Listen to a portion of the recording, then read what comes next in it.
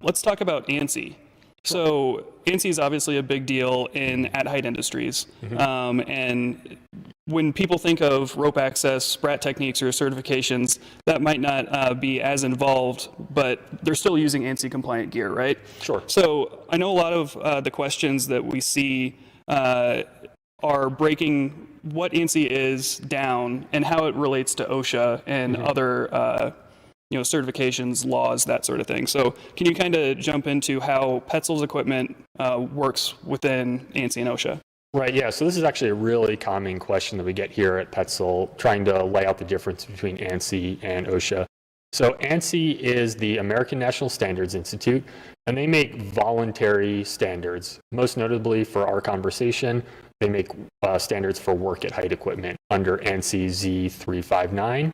They also have standards on head protection, ANSI Z89, and then standards for protective eyewear, ANSI Z87.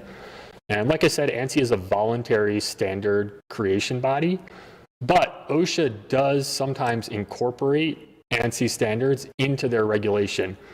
As an example, ANSI Z89 and Z87 for headwear and eyewear, the OSHA regulations specifically lay out if you're wearing a helmet, it has to be Z89 certified. If you're wearing safety eyewear, it has to be Z87 certified.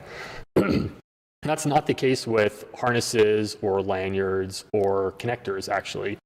There's certainly sometimes a good case for using that ANSI certified equipment, but there's no OSHA regulation on that. Yeah, and I believe there are certain industries that almost mandate, in a way, that you're using ANSI gear, but per the law for OSHA, that's not technically a regulation, but... For sure, like the tower industry, for example, you pretty much have to have those 4 letters, ANSI, stamped on every piece of equipment if you want to walk on the job site. Right. And one of the interesting things about rope access equipment now is, 30 years ago, there was this kind of, maybe it was the reality or at least perception that rope access technicians were out there just using rock climbing equipment. But equipment has evolved so much now that you can pretty much have a 100% ANSI certified rope access system.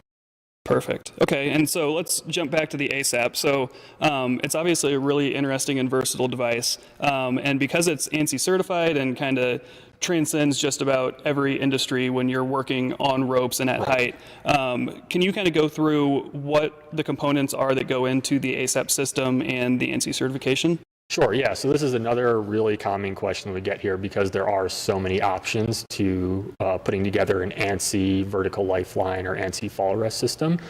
So looking at the device itself, we have the ASAP and the ASAP lock.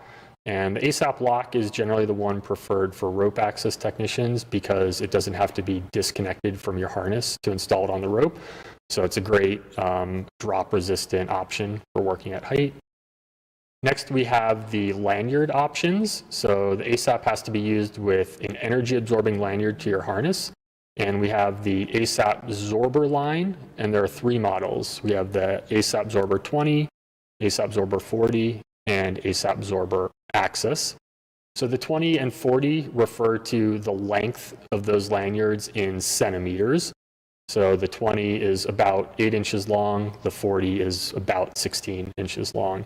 And all 3 of them are ANSI certified for up to a 310-pound user weight. But the ASAP Zorber Access specifically is validated by Petzl to also be used up to 550 pounds. So for folks that are looking for kind of a one-stop shop fall arrest device that can be used for a 1-person use, but also can be used in a 2-person tandem descent rescue, the ASAP Zorber Access is the one energy absorber that we recommend. Perfect. And then another kind of confusing piece is the entire system and how that relates to ANSI. Sure, yeah. So the last component is the rope. And the ASAP is compatible with Kern Mantle life safety ropes from 11 to 13 millimeters in diameter.